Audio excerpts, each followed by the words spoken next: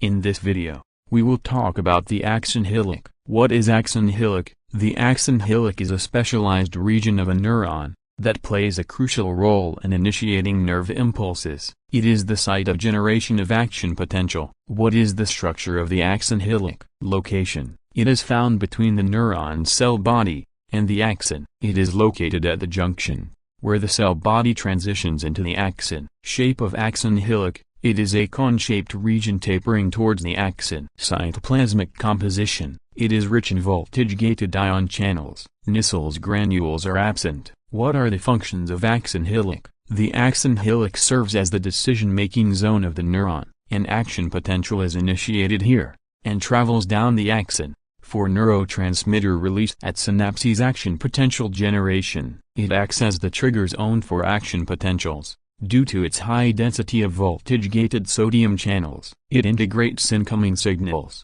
If the threshold potential is reached, it generates an action potential. Filtering noise: it helps the neuron avoid responding to weak or irrelevant stimuli that do not reach the threshold.